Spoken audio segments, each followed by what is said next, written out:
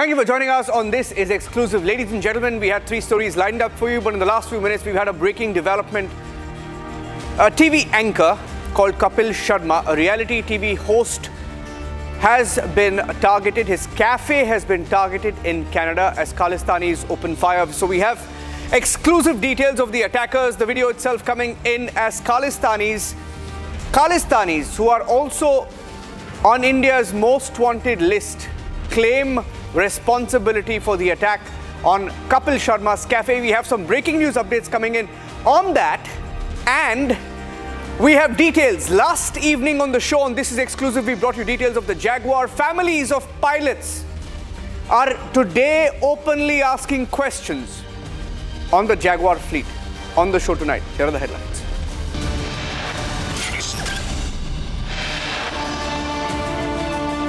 Khalistani terrorists target Kapil Sharma's cafe in Canada, open fire, shoot the video and leave a message.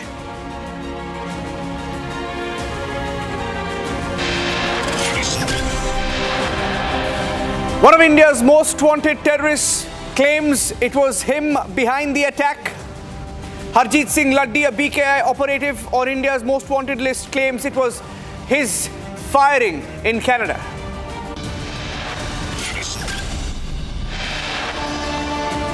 One of India's biggest crackdowns has begun on betting apps. Biggest names, both from Bollywood, Tollywood, Collywood, cricketers, also under scanner.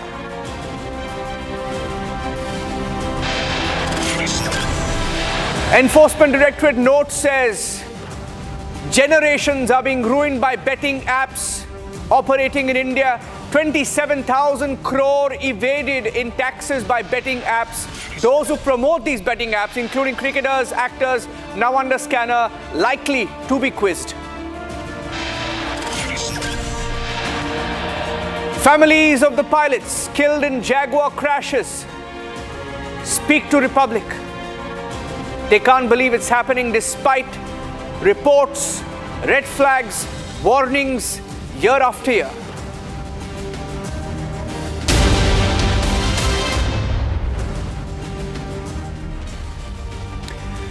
Starting with the big breaking news update, the video that we got in our newsrooms a few minutes back of the attack on television anchor, reality show anchor Kapil Sharma, whose cafe that's just opened in Canada called Café. There's been a firing incident there. One of the terrorists who opened fire allegedly, reportedly, has shot that video, posted it on Facebook and different social media handles.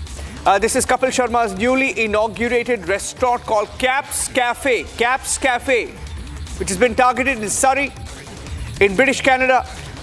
Last evening, Harjeet Singh Laddi is a BKI operative. He's on NIA's most wanted list. He's one of India's most wanted terrorists. He has claimed the shootout, not really shootout, it's a shooting, citing a few remarks that have been made on Kapil Sharma's show. And we have the details. In fact, there's also a post that was put out. I have Daniel Boardman. Daniel Boardman is a Canadian journalist who is joining me on the show. He's single-handedly taken on Khalistanis on Canadian soil. Now, Daniel, I have a post with me. And I have the post here and it's so surprising. This guy who's claimed the attack, his name is Harjeet Singh Laddi. He's a BKI operative. That's a terror group. On India's most wanted list, on the NIA's most wanted list in India. And he has said in a post that today, the 9th of July, in Surrey, Canada, Kapil Sharma's Café was targeted. And he says in an episode of Kapil Sharma's comedy show, The Kapil Sharma Show, a character made a few remarks about the dressing and the behavior of Nihang Sikhs. These remarks were considered as hurtful to the religious sentiments of the Nihang Sikhs. It's a mockery of the Sikh spiritual traditions and the dignity of the Nihangs. No religion or spiritual identity can be made fun of in the guise of comedy. They've added, terrorists Look at this. Terrorists are opening fire.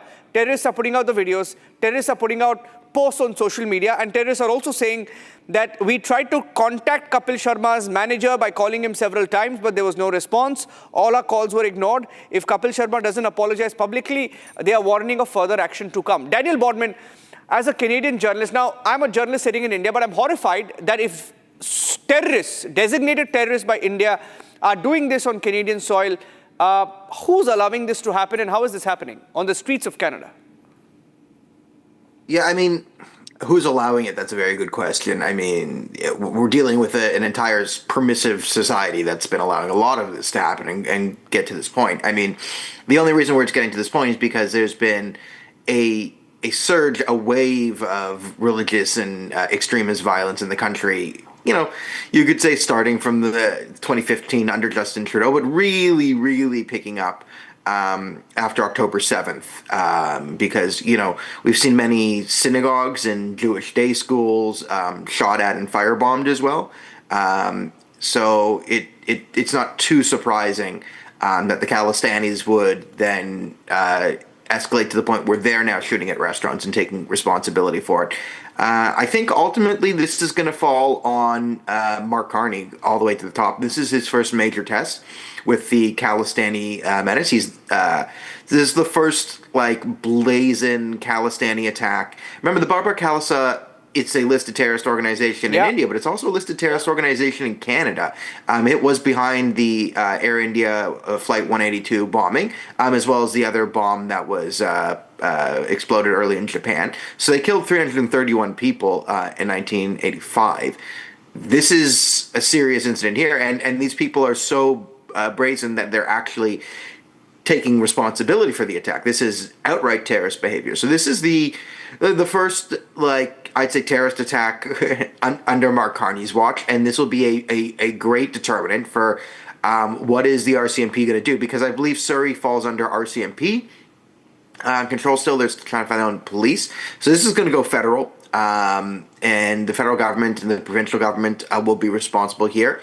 We will see if they will try and blame each other instead of actually trying to do what they need to do. But this is a very dangerous trend of escalating violence in Canada on all sides.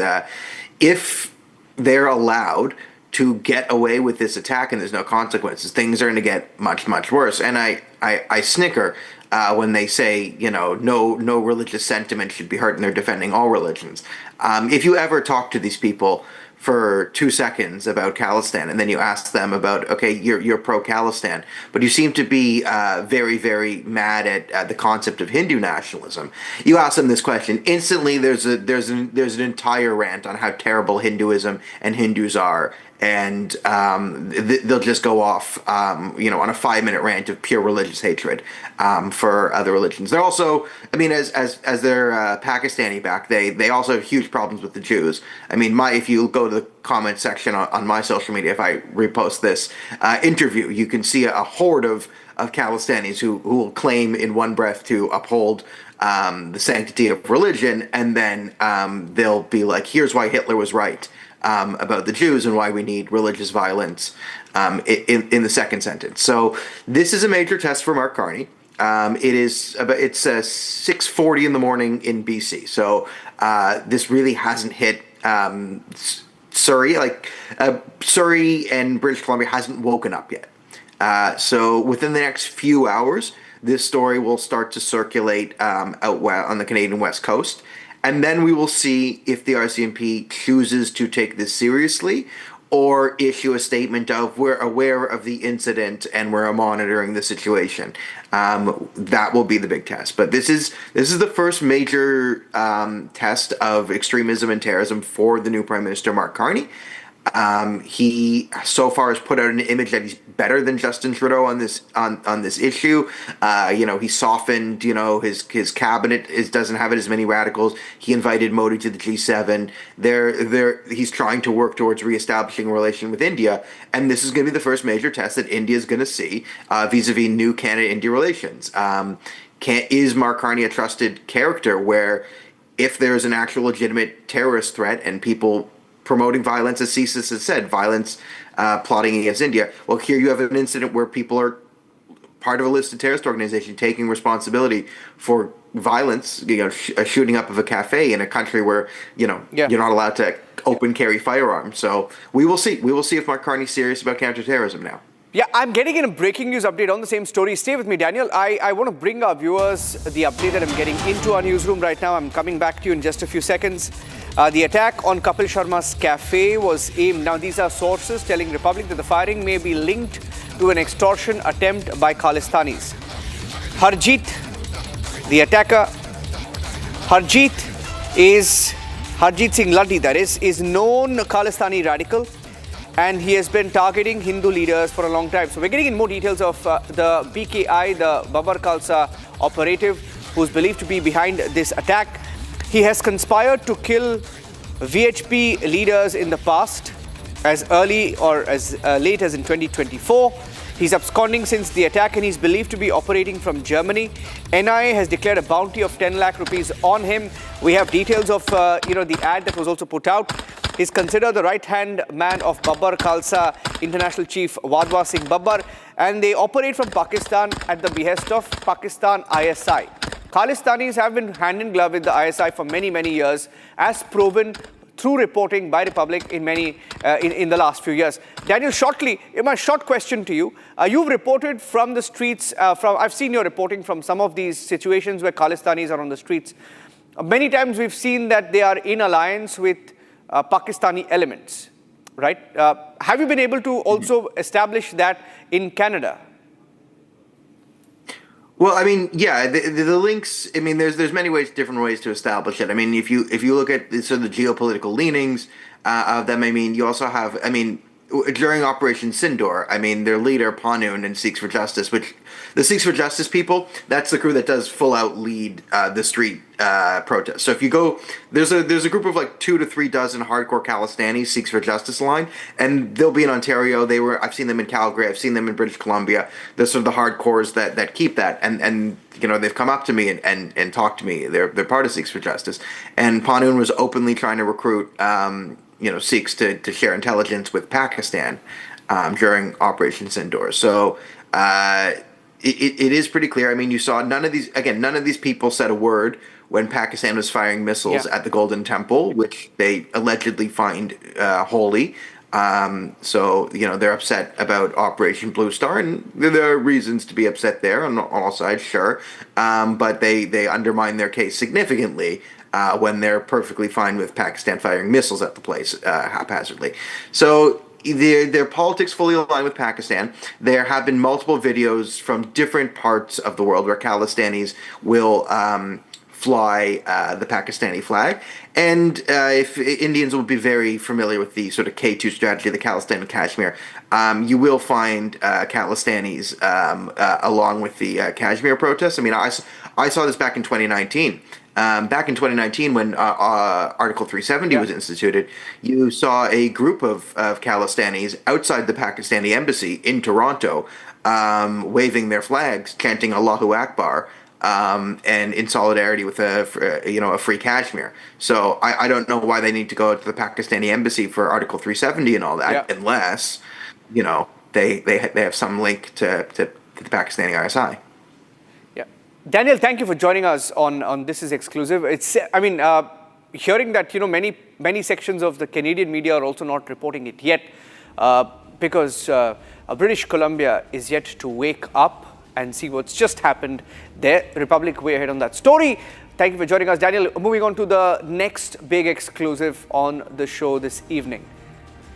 There is a betting scandal, and the Enforcement Directorate is probing the betting scandal, which involves promotion by cricketers, celebrities, and I'm getting in some more breaking news updates on the show right now as we speak.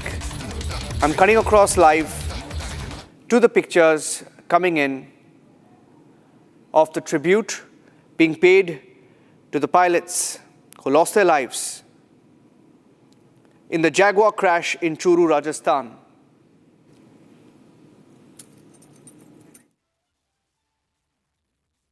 And these are pictures coming in of the tribute being paid to the young pilots who were on board the Jaguar flight. It's the third crash in 4 months, and the pilots who lost their lives. There are tributes being paid to these pilots as we speak. Here's a report.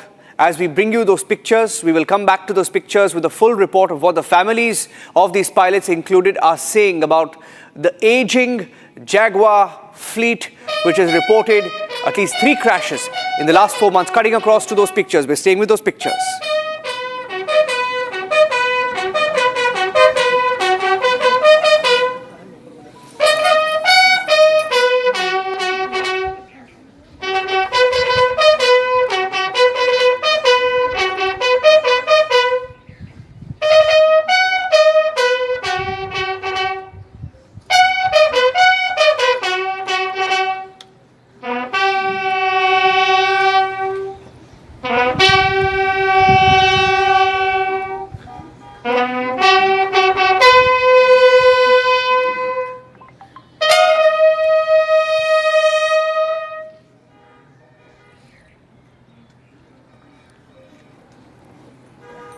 Two Indian Air Force pilots killed in the Jaguar fighter crash in Rajasthan's Churu on Wednesday. One of the pilots on board was Flight Lieutenant Rishi Raj Singh, just 23 years old. A 23-year-old pilot was on board along with squadron leader Lokendra Singh Sindhu, who was 31 years old. Squadron leader Sindhu was from Haryana's Rohtak. Flight Lieutenant Rishi Raj Singh from Pali in Rajasthan, where the family is paying its tribute, the nation saluting. This is Flight Lieutenant Rishi Raj's last rites being conducted in his hometown of Pali in Rajasthan. The twin-seater fighter jet went down near the Banora village in Churu district, while both these pilots, squadron leader Sindhu, squadron leader Flight Lieutenant Rishi Raj Singh, were on a routine training mission. The IAF has announced that a court of inquiry has been ordered to find out what led to the crash. Flight Lieutenant Rishi Raj Singh was aboard the Jaguar trainer aircraft, and he was just 23 years old. These are pictures coming in from Churu, Rajasthan. A very bright Air Force officer, his career had just begun.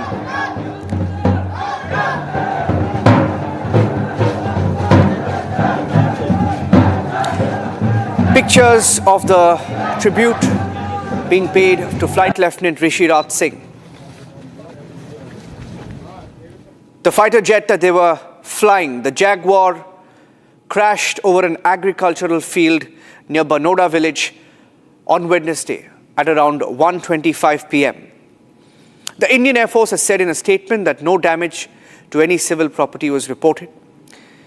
The pilot, according to eyewitnesses, according to reports, tried his best to protect the village.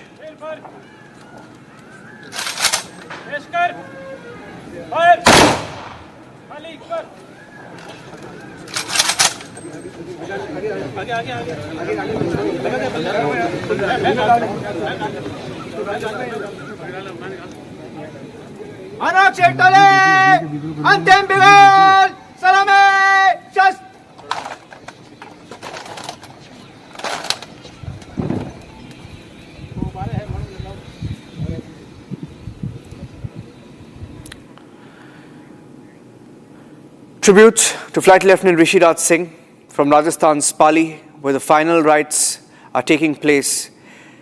His career had only just begun. Flight Lieutenant Rishi Raj Singh was just 23 years old. He was selected in the NDA in the first attempt. The family of Rishi Raj Singh there, remembering him as a very, very bright, a good-natured, a good brother, a great officer, all of just 23 years old. He was on board the Jaguar fighter jet along with 32-year-old squadron leader Lokendra Singh Sindhu, who hailed from Keri Sad village in Haryana's Rohtak. Tonight, here's what the families are saying of the pilots as we reach an inflection point on the Jaguar that these pilots were commanding. Here's the story of what the families are saying tonight.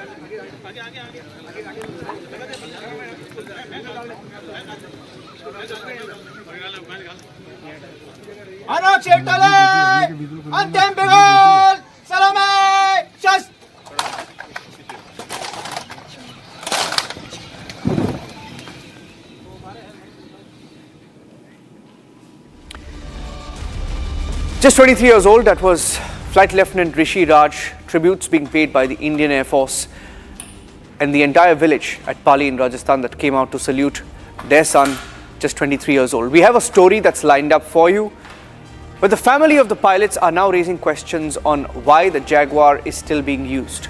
3 crashes this year alone. We leave you with that thought. Thanks for watching. This is Exclusive.